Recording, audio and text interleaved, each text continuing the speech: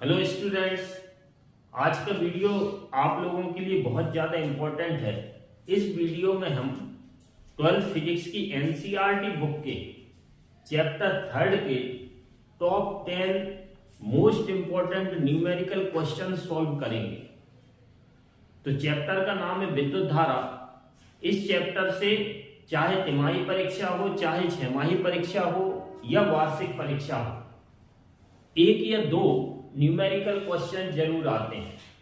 तो आज के वीडियो में हम 10 इंपॉर्टेंट न्यूमेरिकल क्वेश्चन सॉल्व करेंगे। तो आप सभी ये 10 न्यूमेरिकल क्वेश्चंस की प्रैक्टिस बहुत अच्छे से कर लें, जिससे आपको वार्षिक परीक्षा में 4 से 8 नंबर तक का फायदा हो सकता है। तो चलिए शुरू करते हैं। इस वीडियो के कुछ न्यूमेरिकल क्वेश्चंस में मैथमेटिकल पोर्शन में जब हम वैल्यूज रख के सॉल्व करेंगे तो थोड़े से लेंदी मल्टीप्लाई और डिवाइड आएंगे, तो इनकी तो आप प्रैक्टिस कर ही लें। कभी कभी ऐसा होता है कि क्वेश्चन यही रहेगा और इनकी न्यूमेरिकल वैल्यूज चेंज कर दी जाती हैं, ताकि एग्जाम में आप लोगों को मैथमेटिकल पोर्शन सॉल्व करने में आसानी हो। तो शुरू करते हैं। तो क्वेश्चन नंबर 3.1, इसका मतलब चैप्टर 3 का पहला क्वेश्चन। तो न्यूमेरिकल क्वेश्चन सॉल्व करने के लिए सबसे पहले क्वेश्चन को बहुत अच्छे से ध्यान से पढ़ के समझना है। यदि आप क्वेश्चन समझ गए तो उसका सॉल्यूशन बहुत आसान हो जाएगा। तो क्वेश्चन यह है, किसी कार की संचायक बैटरी का विद्युत वाहक बल 12 वोल्ट है। एक कार की बैटरी है 12 वोल्ट की। तो मान लिया ये एक बैटरी है, 12 वोल्ट की बैटरी है। यदि बैटरी का आंतरिक प्रतिरोध, ये जो बैटरी है इसका आंतरिक प्रतिरोध दिया हुआ है 0.4 ओम, तो बैटरी से ली जाने वाली अधिकतम धारा का मान क्या होगा? मतलब इस बैटरी से हम सबसे ज्यादा कितनी धारा प्राप्त कर सकते हैं, ये हमें इस क्वेश्चन में निकालना है। तो धारा बहाने के लिए हम बाहरी प्रतिरोध जोड़ेंगे। तो एक बाह्य प्रतिरोध जोड़ दिया हमने, कैपिटल R। बैटरी से धारा बाहर प्लस से माइनस की ओर बहती है, तो ये धारा मान ली हमने I इस परिपथ में बह रही है। हमें निकालना है अधिकतम धारा, मतलब I मैक्सिमम। तो बैटरी से संबंधित जब भी विद्युत धारा वाला सूत्र लगाना हो तो एक सूत्र का उपयोग करेंगे हम। विद्युत धारा बराबर बैटरी का कुल विद्युत वाहक बल अपॉन कुल प्रतिरोध।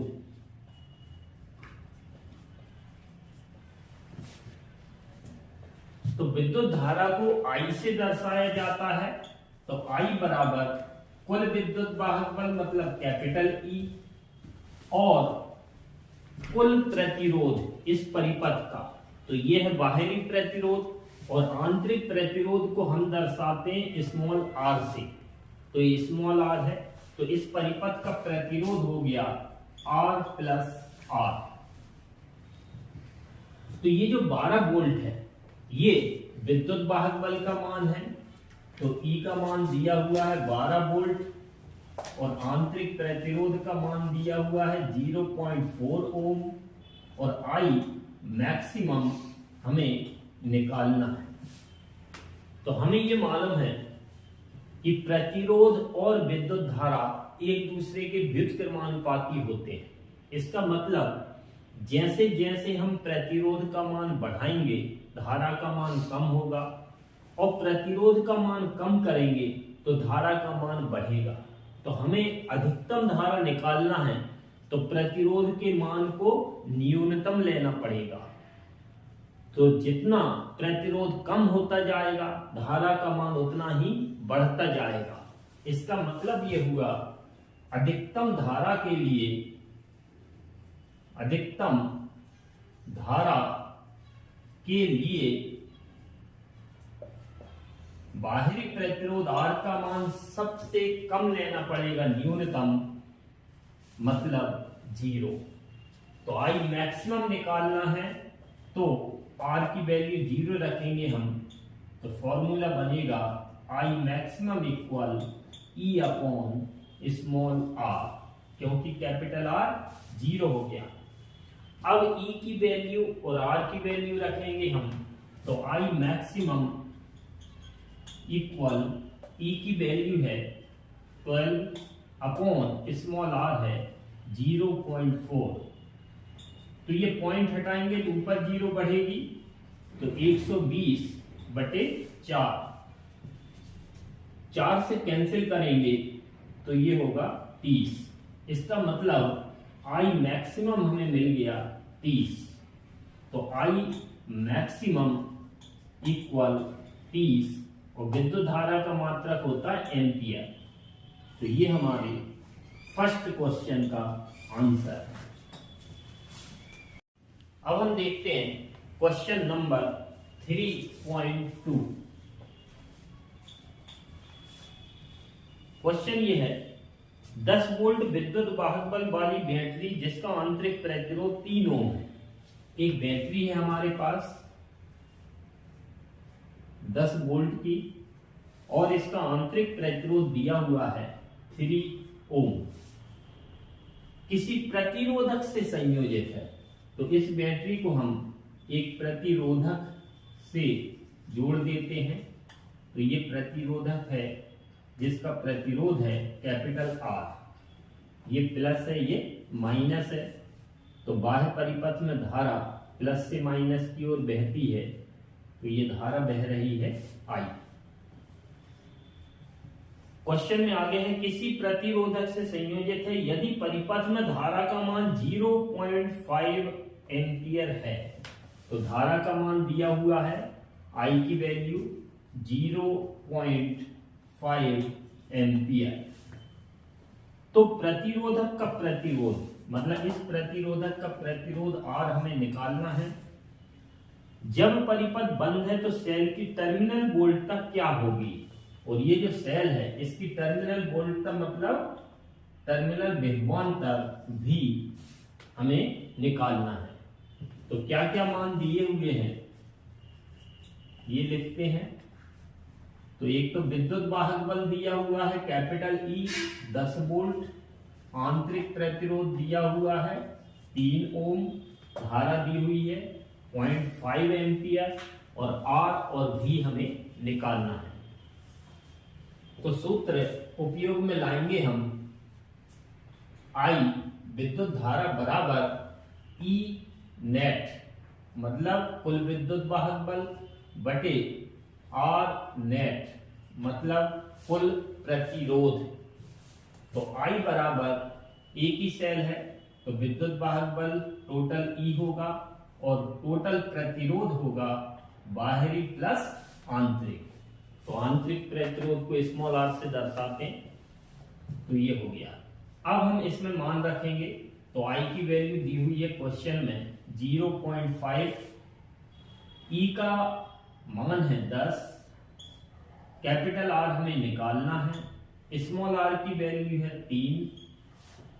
अब त्रियक गुणा करेंगे तो 0.5 का इंटू होगा R प्लस 3 में इक्वल 10। अब 0.5 को उस तरफ ले जाएंगे हम तो R प्लस 3 बराबर 10/0.5। ये पॉइंट हटाएंगे तो ऊपर 0 बढ़ेगी, तो ये हो जाएगा 100/5 और 5 से इसको कैंसिल करेंगे तो 20। इसका मतलब R प्लस 3 बराबर 20। तो R इक्वल 20 प्लस 3 को उस साइड ले जाएंगे तो -3 हो जाएगा। तो R इक्वल निकलेगा हमारा 17 और प्रतिरोध का मात्रक होता है ओम। तो ये हमारा पहला आंसर है 17 ओम। अब हमें निकालना है V का मान, टर्मिनल विभवांतर। तो जब हमने सेल के आंतरिक प्रतिरोध के लिए व्यंजक पढ़ा था तो उस टाइम एक सूत्र निकला था small r equal capital R E upon V minus 1। इसी को हम थोड़ा आगे बढ़ाएंगे तो small r equal E minus V, इधर एलसीएम लेंगे तो अपॉन में बचेगा V, तो V और ये R को भी अपॉन में ले जाएंगे V अपॉन R, तो ये बनेगा I, तो ये मिलेगा E minus V upon I। तो त्रियक गुणा करेंगे हम तो E minus V equal I R, तो V का फॉर्मूला बनेगा E माइनस I R। ये टर्मिनल विभवांतर का सूत्र है, तो आप चाहें तो डायरेक्ट इसका उपयोग कर सकते हैं। अब इसमें हम मान रखेंगे तो V इक्वल E का मान दिया हुआ है 10 माइनस I का मान दिया है 0.5 इंटू स्मॉल r का मान है 3, तो V इक्वल 10 माइनस इन दोनों का मल्टीप्लाई करेंगे तो 1.5, तो V इक्वल 10 में से 1.5 को माइनस करेंगे तो हमें मिलेगा 8.5। तो ये विभवांतर निकला है, तो इसका मात्रक होता है वोल्ट। ये हमारा सेकंड आंसर है।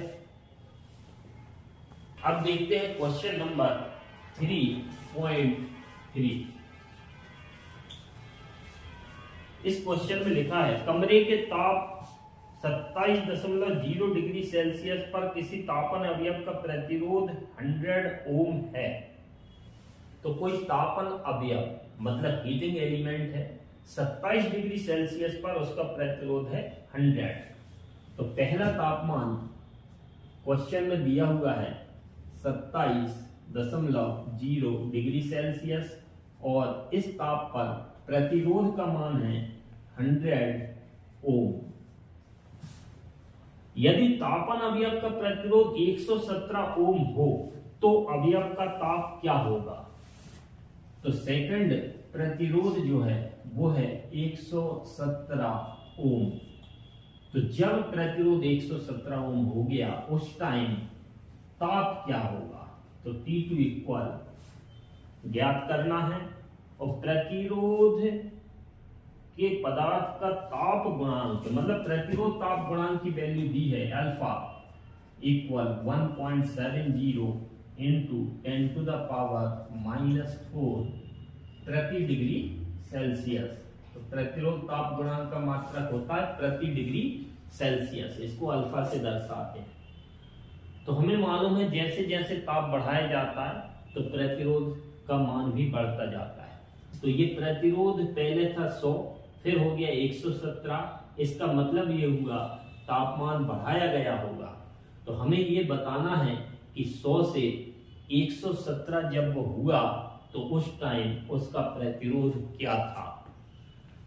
तो इसके लिए हम एक सूत्र का उपयोग करेंगे, R2 बराबर R1 1 plus alpha T2 minus T1। तो जब भी प्रतिरोध ताप गुणांक से संबंधित क्वेश्चन हो तो उसमें हम इसी सूत्र का उपयोग करेंगे और जो पूछा गया हो उसका सूत्र हम बना लेंगे। तो इसमें T2 पूछा है तो इस सूत्र से हम T2 का सूत्र बना लेंगे, फिर मान रखेंगे। तो R2 इक्वल ब्रैकेट ओपन करेंगे तो R1 plus R1 alpha T2 minus T1। हमें T2 का सूत्र बनाना है तो R1 को इधर लाएंगे तो R2 माइनस R1 हो जाएगा।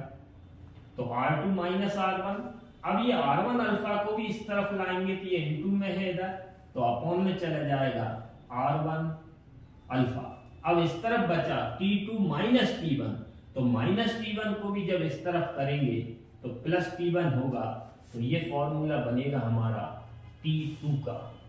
तो T2 equal R2 minus R1 और R1 अल्फा अपॉन में, और ये माइनस का था तो प्लस में आ गया। अब वैल्यू रख देंगे हम तो T2 इक्वल R2 का मान है 117 माइनस R1 है 100, R1 है 100, अल्फा है 1.70 इंटू 10 टू द पावर -4 और प्लस T1 का मान है 27.0 मतलब 27। अब इसको सॉल्व करेंगे हम, तो T2 इक्वल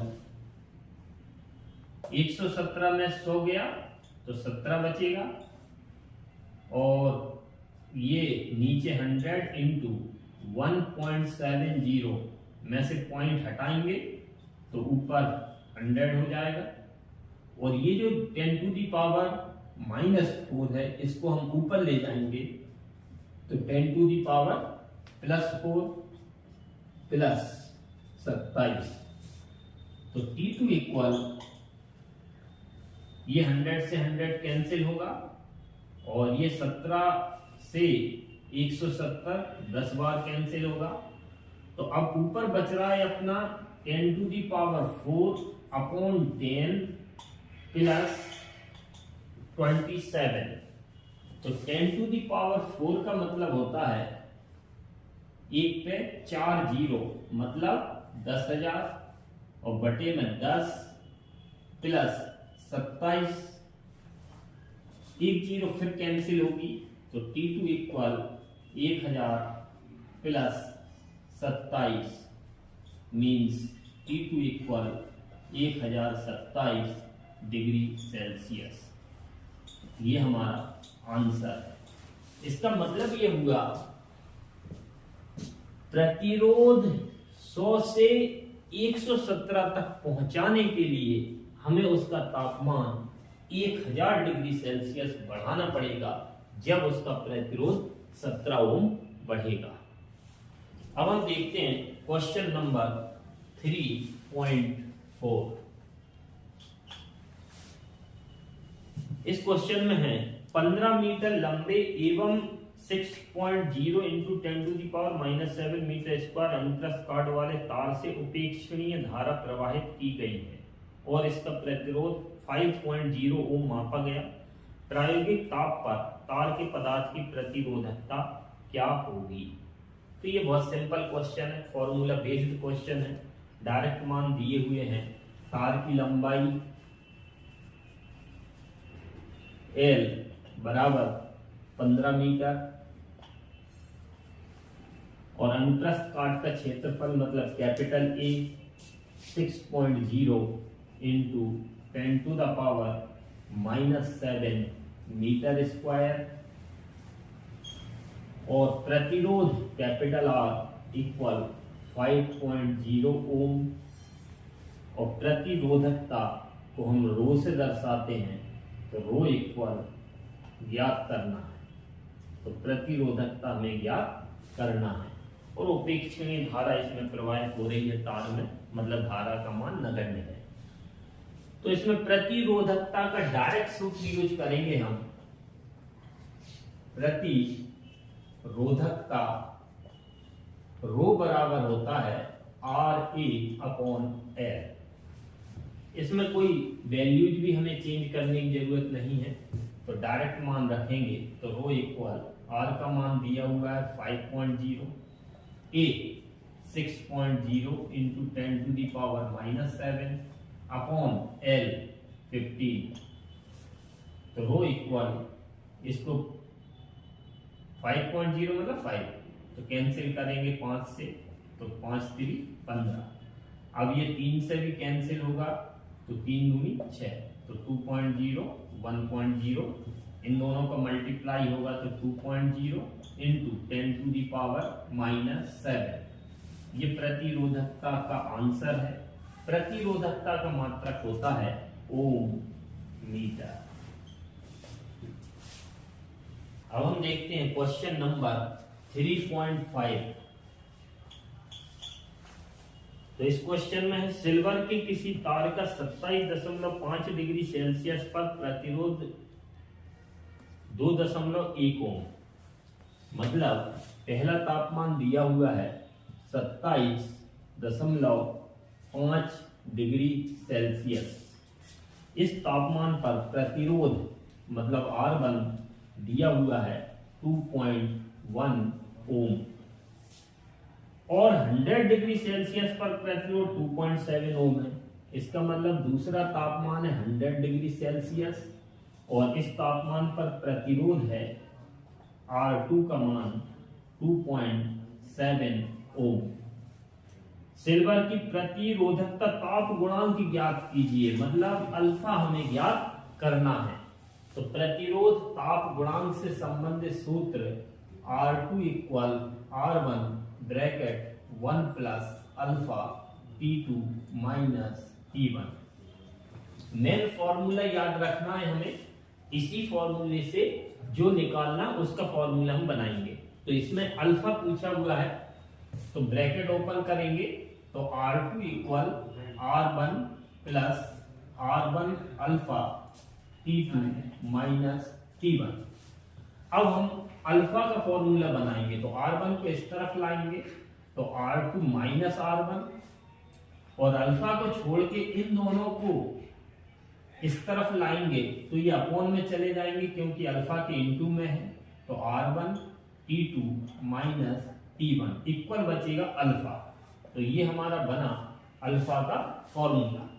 अब हम इस फॉर्मूले में मान रखेंगे तो R2 की वैल्यू है 2.7 माइनस R1 की वैल्यू है 2.1 upon R1 2.1 bracket T2 100 minus T1 27.5।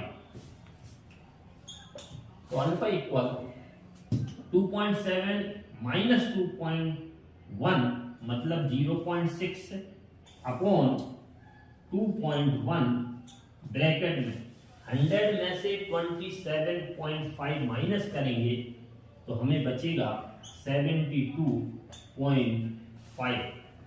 अब इसको सॉल्व करेंगे तो ये पॉइंट से पॉइंट कैंसिल होगा तो अल्फा इक्वल 6 अपॉन 21 और इंटू 72.5। इस पॉइंट को हटाएंगे तो ऊपर 10 आ जाएगा क्योंकि पॉइंट के बाद एक अंक है तो एक जीरो ऊपर बढ़ जाएगी। अब इसको हम 3 से काटेंगे तो 3 दूनी 6 30 सत्ते 21। 5 से ये कटेगा 5 दूनी 10 5 एकम 5 5 को 20 पचम 25। तो अल्फा इक्वल ऊपर बच रहा है 2 इंटू 2 मीन्स 4 और नीचे बच रहा है 7 इंटू 145। अब इन दोनों को मल्टीप्लाई करेंगे तो 7 पना 35 की 5 हासिल की 3 7 चौक 28 और 3 31 हासिल की 3 7 एकम 7 और 3 10। तो अल्फा इक्वल अब हम 4 में 1015 का भाग देंगे तो 0 पॉइंट लगाएंगे तो ये 40 होगा, फिर एक जीरो तो ये 400 होगा, फिर एक जीरो तो 4000 बनेगा। अब 4000 में 1000 से थोड़ा ज्यादा का भाग देना है तो 4 बार तो जाएगा नहीं तो ये जाएगा 3 बार और 3 बार जब जाएगा तो 3045 और शेषफल बहुत ज्यादा बचेगा तो हमारा आंसर आएगा अल्फा इक्वल 0.0039 और अल्फा का मात्रक होता है प्रति डिग्री सेल्सियस। ये हमारा क्वेश्चन नंबर 5 का आंसर है।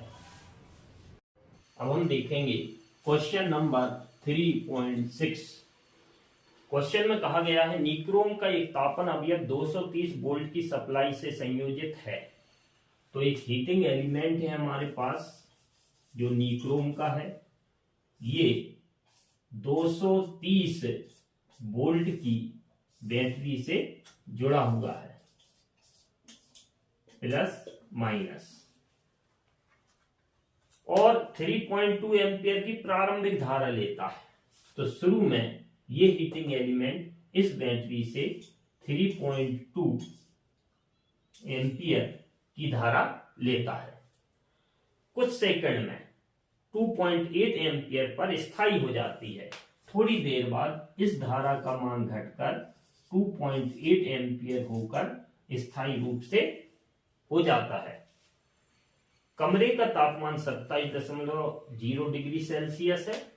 तो इसमें T1 का मान दिया हुआ है 27 डिग्री सेल्सियस और प्रतिरोध ताप गुणांक अल्फा का मान दिया हुआ है 1.70 इंटू 10⁻⁻⁴ प्रति डिग्री सेल्सियस।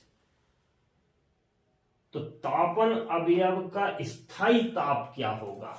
मतलब जब ये धारा 2.8 एम्पियर ले रहा था तब उसका स्थायी ताप क्या होगा, मतलब बाद वाला तापमान हमें ज्ञात करना है। तो जब भी हम प्रतिरोध ताप गुणांक से संबंधित न्यूमेरिकल सॉल्व करते हैं तो ए की फॉर्मूला यूज करते हैं R2 equal R1 bracket 1 plus alpha T2 minus T1। इस फॉर्मूले से हमें जो निकालना है उसका फॉर्मूला बनाते हैं। तो हमें T2 निकालना है।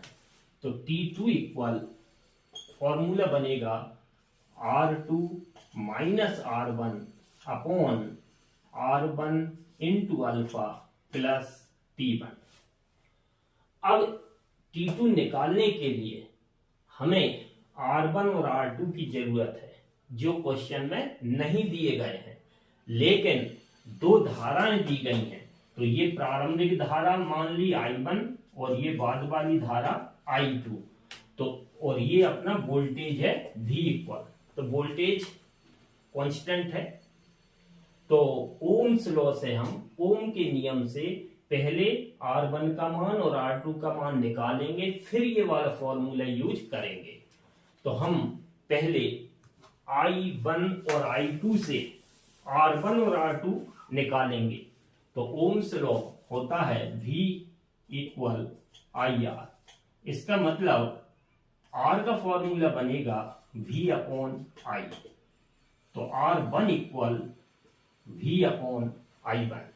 तो V की वैल्यू रखेंगे हम 230 अपॉन I1 की वैल्यू है 3.2। तो नीचे से पॉइंट हटाएंगे तो ऊपर हो जाएगा 2300 और नीचे हो जाएगा 4 से काटेंगे तो 8 बार कटेगा 32 और ऊपर वाला 4 पंचे 20, 3 बचेंगे 30 हो जाएगा, 4 सत्ते 28 और 2 बचेगा 20 हो जाएगा, 4 पंचे 20। तो 575/8। जब हम 575 में 8 का भाग देंगे तो हमें मिलेगा 71.88। तो ये R1 की वैल्यू हो गई। इसी प्रकार से हम R2 निकालेंगे। तो R2 इक्वल फॉर्मूला बनेगा V अपॉन I2। तो V की वैल्यू है 230, I2 की वैल्यू है 2.8 इक्वल, फिर पॉइंट हटाएंगे तो 2300 अपॉन 28, फिर 4 से कैंसिल करेंगे तो ये 7 और ये आएगा 575, 575/7। और 575 में जब हम 7 का भाग देंगे तो हमें मिलेगा 82.14। ये R2 की वैल्यू हो गई, ये R1 की वैल्यू हो गई। अब हम मेन सूत्र का उपयोग करेंगे। तो इस सूत्र में हम सभी के अब मान रख के सॉल्व करेंगे। तो T2 इक्वल R2 कितना आया है 82.14 माइनस R1 निकला है अपना 71.88 upon R1 71.88 into alpha. Alpha की वैल्यू क्वेश्चन में दी थी 1.70 इंटू 10⁻⁻⁴ प्लस T1 क्वेश्चन में दिया गया था 27 डिग्री सेल्सियस।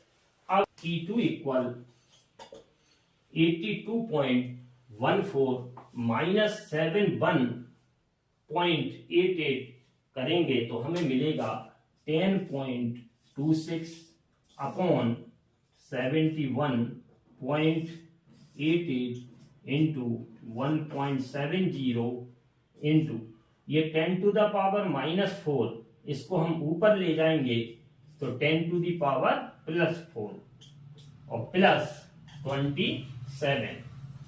अब ये पॉइंट से पॉइंट इधर कैंसिल होगा और इस पॉइंट को हटाने के लिए हम ऊपर 2 जीरो बढ़ाएंगे तो इंटू 100 आएगा, तो ये पॉइंट भी खत्म होगा। तो एक जीरो से एक जीरो कैंसिल हो जाएगी, तो T2 इक्वल मिलेगा, ऊपर बचा 1026 और एक जीरो ये बची अपॉन 7188 इंटू 17 और into 10 to the power 4 plus 27। अब इसको हम मल्टीप्लाई करेंगे, तो मल्टीप्लाई करने के बाद जो मिलेगा उसका हम ऊपर वाली संख्या में भाग देंगे। तो ऊपर मिल रहा है हमारे पास T2 इक्वल 10260 अपॉन, जब 17 का और 71 88 का मल्टीप्लाई करेंगे तो हमें मिलेगा 1,22,196, 1,22,196 गुणित 10 की घात 4 प्लस 27। हम इसको 4 से काटेंगे तो T2 इक्वल, इसको 4 से काटेंगे तो ये मिलेगा हमारा 2565 और नीचे वाला 4 से जब काटेंगे हम तो 30549 ये मिलेगा। तो अब हमारे पास बचा हुआ है T2 equal 2565 upon 30549 into 10 to the power 4 plus 27। अब नीचे 30,549 है, ऊपर है 2,565, तो हमें ऊपर वाली संख्या बड़ी बनाना है, तो हमारे पास जीरो है तो इनकी सहायता लेंगे हम। तो 2565 एक जीरो लगाएंगे तो 25,000 हो जाएगा, फिर भी ये 30,000 से छोटा है तो एक जीरो और लगाएंगे, तो अपॉन 30549 इंटू 10 की घात 4 में से हम 2 जीरो लिख चुके हैं तो 2 जीरो बचेगी प्लस 27। अब जब हम 2,56,500 में 30,549 का भाग देंगे तो हमें मिलेगा 8.3963 into 10 to the power 2 plus 27। अब ये 10 टू दी पावर 2 का इसमें मल्टीप्लाई करेंगे तो ये पॉइंट 2 अंकों के बाद खिसक जाएगा, तो 839.63 हो जाएगा प्लस 27। तो इसका मतलब ये हुआ, ये जो T2 का मान है 839.63 मतलब लगभग बराबर 840 और प्लस 27, तो इन दोनों को जब जोड़ेंगे तो 867 डिग्री सेल्सियस ये हमारा स्थायी ताप होगा। इसका मतलब T2 इक्वल 867 डिग्री सेल्सियस हमारा आंसर है क्वेश्चन नंबर 3.6 का। अब हम देखते हैं क्वेश्चन नंबर 3.8। इस क्वेश्चन में लिखा है 8 वोल्ट विद्युत वाहक बल की एक संचयक बैटरी जिसका आंतरिक प्रतिरोध 0.5 ओम है। तो एक बैटरी हमारे पास 8 वोल्ट की है ये, और इसका आंतरिक प्रतिरोध है 0.5 ओम। इस बैटरी को श्रेणी क्रम में 15.5 ओम के प्रतिरोधक का उपयोग करके 120 वोल्ट के डीसी स्रोत द्वारा चार्ज किया जाता है। तो इस बैटरी को हम एक अन्य बैटरी द्वारा चार्ज कर रहे हैं 120 वोल्ट की, लेकिन एक प्रतिरोधक का उपयोग किया जा रहा है। तो ये प्रतिरोधक है कैपिटल R, इसका मान दिया हुआ है 15.5 ओम। इसका उपयोग करके एक डीसी बैटरी के द्वारा इसको चार्ज किया जा रहा है। ये डीसी बैटरी 120 वोल्ट की है।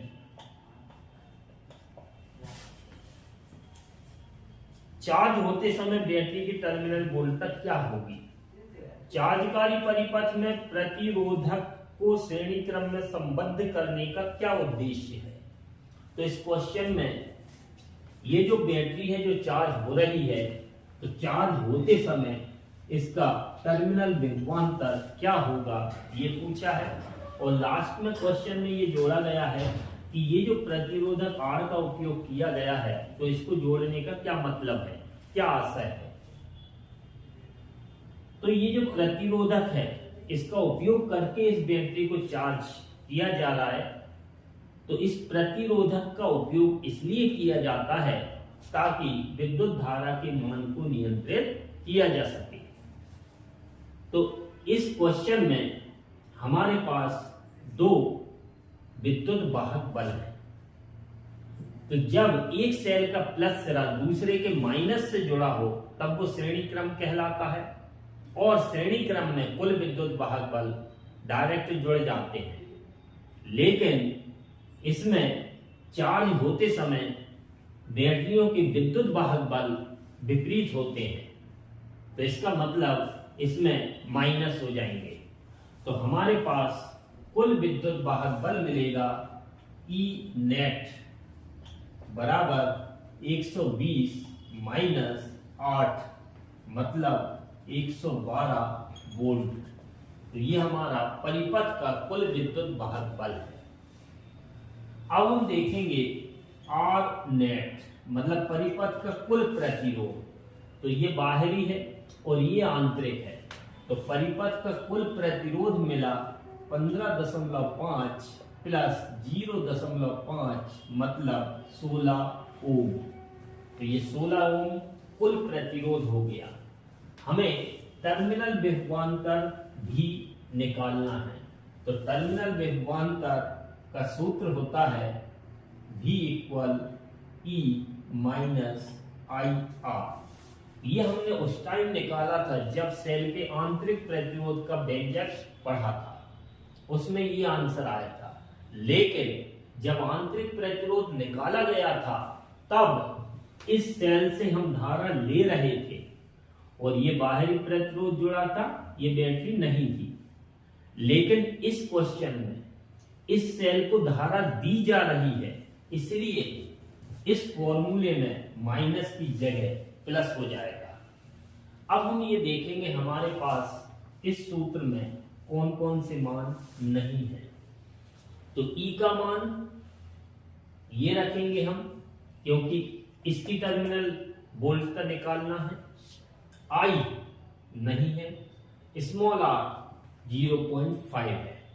तो हम सबसे पहले I का मान निकालेंगे। तो विद्युत धारा का सूत्र होता है बैटरी में कुल विद्युत वाहक बल बटे कुल प्रतिरोध। I इक्वल टोटल विद्युत वाहक बल है 112 वोल्ट और कुल प्रतिरोध है 16 ओम। तो I बराबर 16 एकम 16 और 16 से 112 7 बार कटेगा, तो I का मान निकलेगा 7 एम्पियर। ये I का मान आ गया।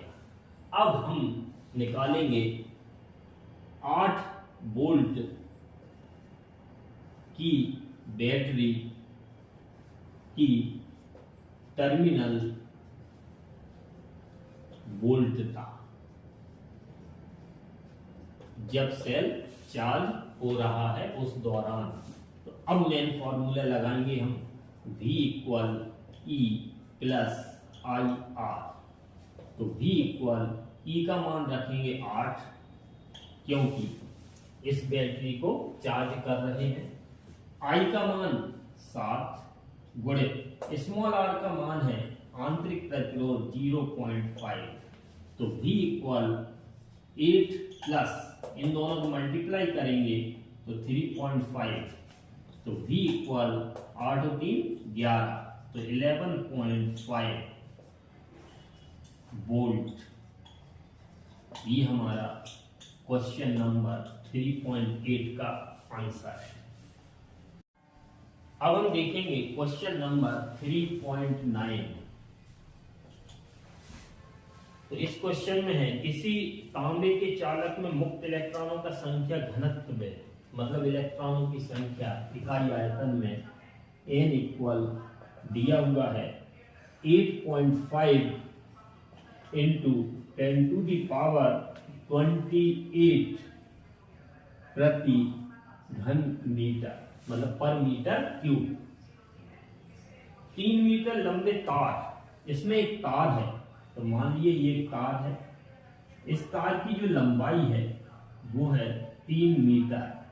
तो ये तार दिया हुआ है, इस तार की लंबाई मतलब स्मॉल l दिया हुआ है 3 मीटर। इस तार में एक सिरे से दूसरे सिरे तक अववाह करने में इलेक्ट्रॉन कितना समय लेगा। तो इलेक्ट्रॉन एक सिरे से दूसरे सिरे तक जाने में कितना समय लेगा ये हमें निकालना है। तो इलेक्ट्रॉन को गति कराने के लिए हम इस तार को एक बैटरी से जोड़ते हैं। तो ये प्लस सिरा मान लिया, ये माइनस है, तो धारा बहेगी प्लस से माइनस की ओर। तो ये आई और तार का नाम दे दिया ए बी। तो धारा बह रही है ए से बी की ओर। हमें मालूम है कि इलेक्ट्रॉन धारा की विपरीत दिशा में बहता है, तो इलेक्ट्रॉन इस सिरे से बी से ए की ओर आएगा। तो बी से ए की ओर आने में कितना समय लेगा ये हमें निकालना है। और क्वेश्चन में आगे दिया हुआ है तार की अनुप्रस्थ काट 2.0 into 10 to the power -6 metre square है। अनुप्रस्थ काट का क्षेत्रफल ये से दर्शाते हैं। तो ये जो सामने वाला पोर्शन है इसको बोलते हैं अनुप्रस्थ काट, तो इसका क्षेत्रफल ए है। और इसमें धारा आई का मान 3.0 एम्पियर दिया हुआ है और टाइम पूछा है। तो ये क्वेश्चन अपवाह वेग से संबंधित है। तो जब हमने विद्युत धारा और अनुगमन वेग मतलब अपवाह वेग में संबंध निकाला था, तो हमारा सूत्र आया था I बराबर NEA/VD। अब इस क्वेश्चन में अपवाह वेग का ना तो मान दिया है और ना ही अपवाह वेग पूछा गया है। तो इसको हटाएंगे हम VD को। तो एक सूत्र होता है चाल बराबर दूरी बटे समय।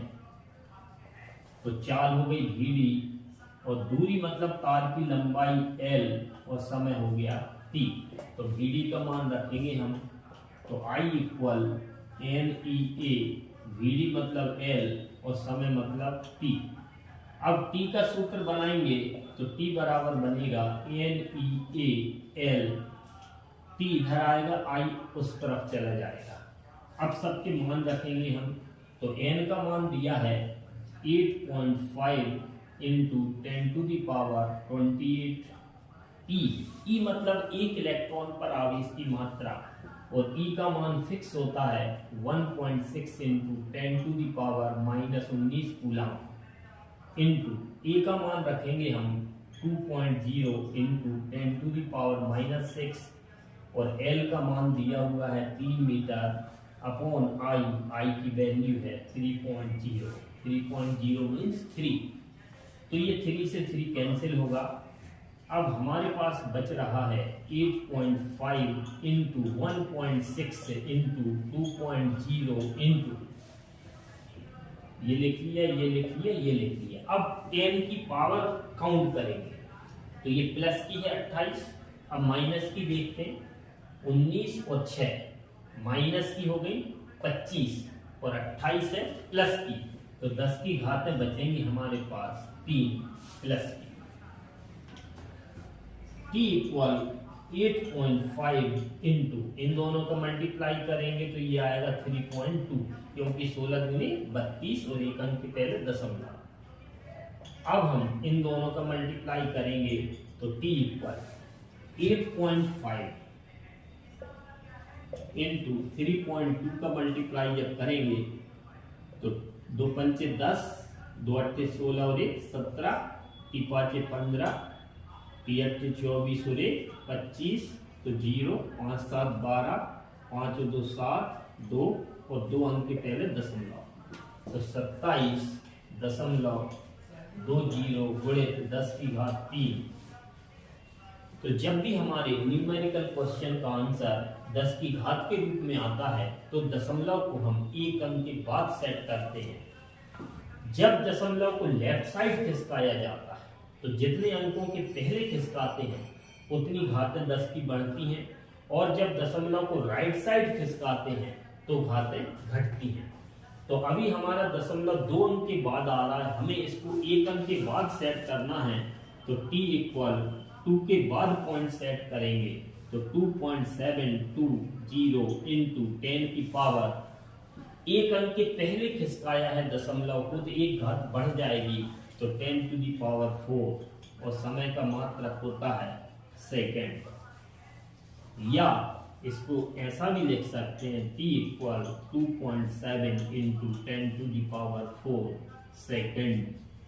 ये हमारा क्वेश्चन नंबर 9 का आंसर है।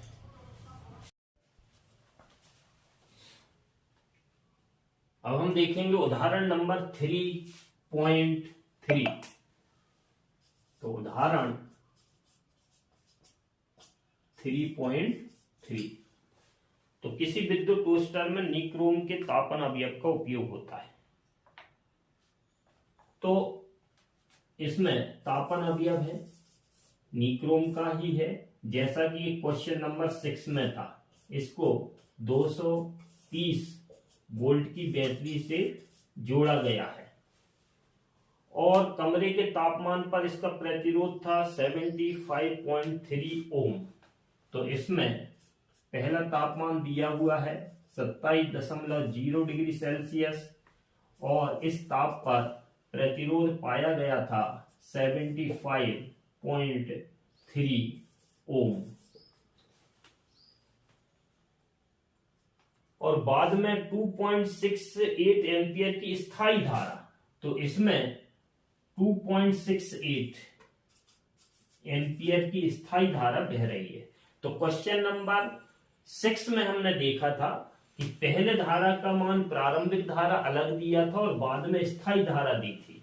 इसमें ये स्थायी धारा है, मतलब ये I2 का मान है। बाद में जो हमें धारा स्थायी रूप से मिल रही है उसकी वैल्यू है ये 2.68 एम्पियर। निक्रोम अवयव का स्थायी ताप, तो दूसरा वाला जो ताप होगा वो हमें ज्ञात करना है, स्थायी ताप, और अल्फा की वैल्यू दी हुई है 1.70 इंटू 10 टू दी पावर -4 प्रति डिग्री सेल्सियस। हमें इसमें T2 निकालना है। तो T2 के लिए हमें R1 और R2 की जरूरत है। तो इसमें R1 का मान तो डायरेक्ट दिया हुआ है, तो हमें पहले R2 का मान निकालना पड़ेगा। और तो R2 का मान निकालने के लिए हम ओम के नियम की सहायता लेंगे। ओम का नियम होता है R equal V upon I।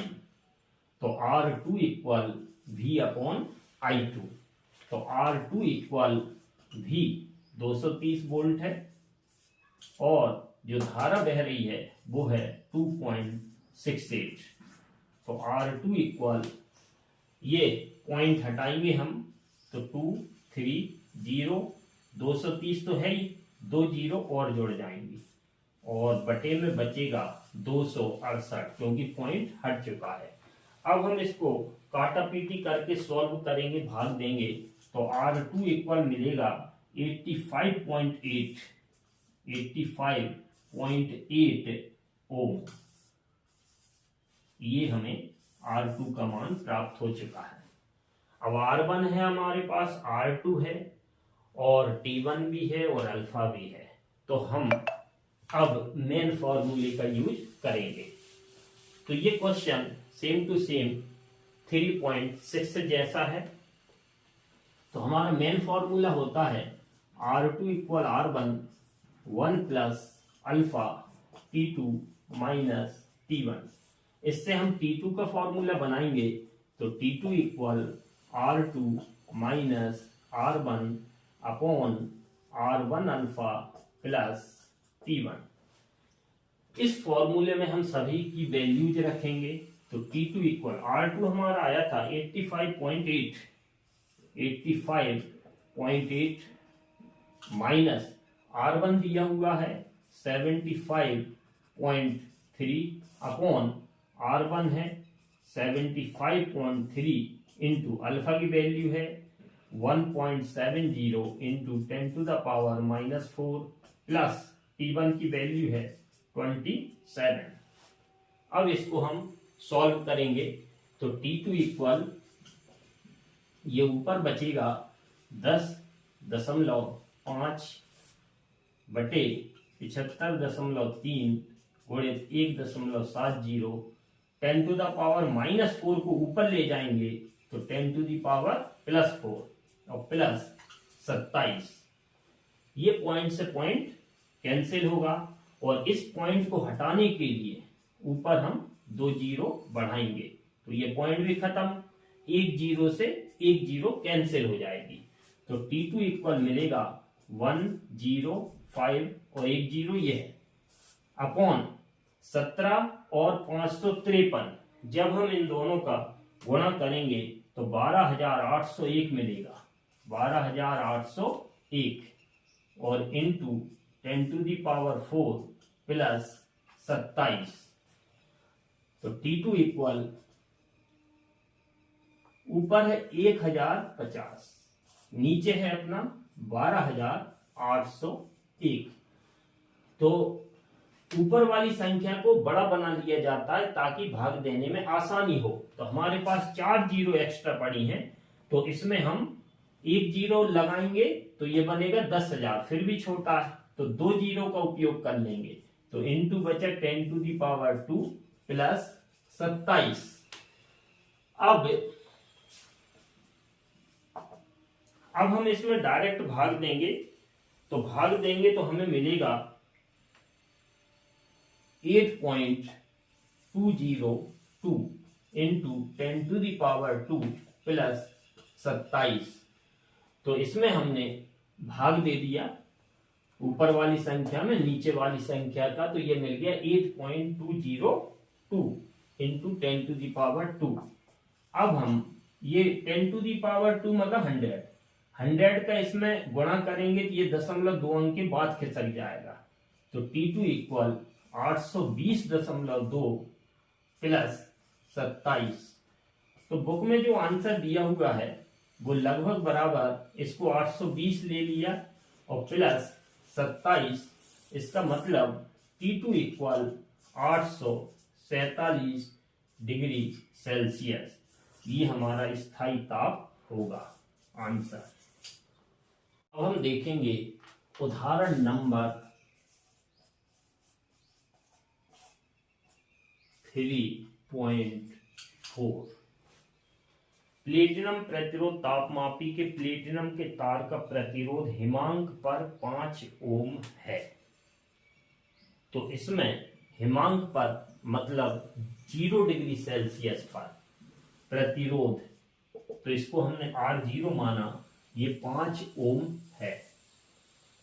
और भाप बिंदु पर मतलब 100 डिग्री सेल्सियस पर प्रतिरोध, तो इसको R100 माना, तो ये है 5.23 ओम। जब तापमापी को किसी तप्त ऊष्मक में प्रविष्ट कराया जाता है प्लेटिनम का तार का प्रतिरोध, तो बाद में किसी ताप पर, तो वो हमें मालूम नहीं है कितना ताप है, तो उसको हम RT ले रहे हैं। तो अज्ञात ताप पर प्रतिरोध हो गया 5.795 ओम। ऊष्मा का ताप, तो ये जो अज्ञात ताप है, जिस ताप पर ये प्रतिरोध हुआ है वो ताप हमें ज्ञात करना है। तो ये क्वेश्चन मोस्ट आईएमपी है। एक बार ये क्वेश्चन आया था तो ये जो वैल्यूज हैं वो बहुत इजी कर दी थी ताकि इसका मैथमेटिकल कैलकुलेशन बहुत आसान हो जाए। तो इस क्वेश्चन में 3 प्रतिरोध हैं, तो हम पहले इसका फॉर्मूला बनाएंगे। जो एनसीईआरटी बुक में फॉर्मूला दिया है वो फॉर्मूला आया कहां से है, तो पहले हम ये फॉर्मूला बनाएंगे, उसके बाद वैल्यूज रखेंगे। और एग्जाम में अगर कम मार्क्स का क्वेश्चन है तो आप डायरेक्ट फॉर्मूला यूज करके इसे सॉल्व कर सकते हैं। तो प्रतिरोध ताप गुणांक से संबंधित हमारा मेन फॉर्मूला है R2 equal R1 1 plus alpha T2 minus T1। इसी फॉर्मूले का हम यूज कर रहे हैं। तो सबसे पहले हम इन दो के लिए फॉर्मूला बनाएंगे। तो पहला तापमान 0 लेंगे, दूसरा 100 लेंगे। तो R2 की जगह हम लिखेंगे R100 बराबर R1 की जगह R0 1 प्लस अल्फा T2 मतलब दूसरा तापमान 100 लेंगे और माइनस पहला तापमान हम लेंगे 0। तो ये मिलेगा तुम्हें 100 माइनस 0 मतलब 100। तो 100 अल्फा, 100 इंटू अल्फा। इस फॉर्मूले से हम अल्फा की वैल्यू निकालेंगे। तो ये हमें मिलेगा अल्फा इक्वल, अल्फा निकालेंगे तो ये मिलेगा R100 minus R0 upon 100 into R0। अब हम पहला तापमान 0 और दूसरा तापमान T के लिए फॉर्मूला बनाएंगे इसी मेन फॉर्मूले से। तो दूसरा तापमान हम T ले रहे हैं, तो इधर लिखेंगे RT इक्वल, पहला तापमान 0 है तो R0 1 plus alpha into T2, दूसरा तापमान कितना लिया हमने T, तो इधर लिखेंगे T और पहला तापमान 0 है। जब हम इस से अल्फा का फॉर्मूला बनाएंगे तो हमें बनेगा RT minus R0 upon R0 into T। तो एक बार अल्फा का फॉर्मूला ये मिला, एक बार अल्फा का फॉर्मूला ये मिला, दोनों अल्फा के लिए हैं। अब हम इन दोनों की कंपेयर करेंगे तो एक दूसरे के बराबर कर देंगे, तो हमें मिलेगा R100 minus R0 upon 100 into R0। तो इसको हम इसके बराबर कर देंगे क्योंकि दोनों अल्फा के मान है। तो बराबर RT minus R0 upon R0 into T। तो R0 से R0 इधर कैंसिल होगा। तो अब T को हम इधर ले आएंगे और इसको उधर ले जाएंगे, तो T का फॉर्मूला मिलेगा RT minus R0 upon R100 minus R0। तो ये उधर चला गया और ये जो 100 है वो इनटू में चला जाएगा ऊपर।